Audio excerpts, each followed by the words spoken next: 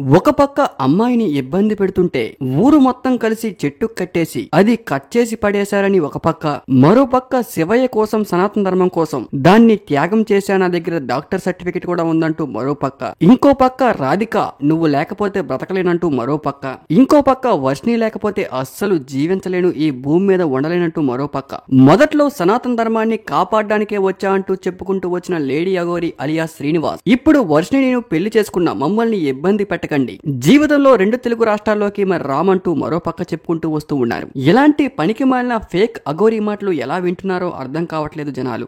లక్షలు తగలబెట్టి ఏం పూజలు చేస్తారు, అసలు వాడి మొహం చూస్తే నిద్ర కూడా పట్టదు, అలాంటి అంత అందమైన అమ్మాయిలు వాడికి ఎలా పడుతున్నారు? మీడియా వాళ్ళందరూ కూడా అనవసరంగా వాడిని హైప్ చేశారు, కానీ వాడు చెప్పే మాటల్లో క్లారిటీ లేదు, సిచ్యువేషన్ తగ్గట్టు ముందుకు వెళ్ళిపోతూ ఉన్నాడు, డబ్బులు బాగానే కూడబెట్టుకున్నాడు, నచ్చినట్లు తాగుతూ మంచిగా ఎంజాయ్ చేస్తూ ఉన్నాడు. ఇక్కడ టోటల్ ఎపిసోడ్ చూసుకుంటే జనాలే ఎర్రి పప్పలయ్యారు. అనవసరంగా ఒక నిండు కుటుంబం రోడ్డు మీదకి వచ్చేసింది. బీటెక్ చదువుతున్న ఒక పాప అనవసరంగా ఒక ఫేక్ అఘోరి గాడికి పెళ్లి చేసుకుని జీవితాన్ని నాశనం చేసుకుంది. ఇంతకన్నా ఇంకేం కావాలి?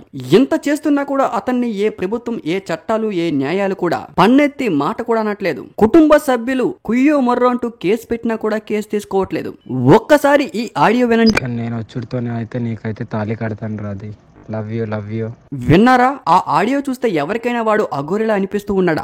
వాడికి అది ఒక్కటే తక్కువ, కానీ మిగిలినవన్నీ కూడా అధికంగా ఉన్నాయి. అసలు అఘోరులంటే ఎక్కడో హిమాలయ పర్వతాల్లో నిత్యం ధ్యానం చేస్తూ ఉంటారు, ఎప్పుడో కుంభమేళ సమయంలో వస్తూ ఉంటారు, కానీ ఈడు పొద్దెక్కితే చాలు ఆంధ్ర తెలంగాణలో అటు ఇటు తిరుగుతూనే ఉంటాడు. అసలు ఎప్పుడు ఏం చేస్తాడో, ఎప్పుడు ఎక్కడ ఉంటాడో, ఎప్పుడు ఎవరిని ఎలా ట్రాప్ చేస్తాడో ఎవరికి అర్థం కాదు. ఏమైనా అంటే కొన్ని టీవీ ఛానళ్లకు లైవ్ ఇంటర్వ్యూలు ఇస్తూ ఉంటాడు.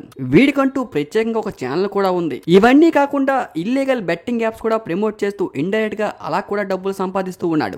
ఏదైనా అంటే సనాతన ధర్మాన్ని కాపాడడానికి వచ్చా, దేశాన్ని ఉద్ధరించడానికి వచ్చా, ప్రపంచాన్ని ఉద్ధరించేస్తా అంటూ ఫేక్ మాటలు చెప్పుకుంటూ వస్తూ ఉంటాడు.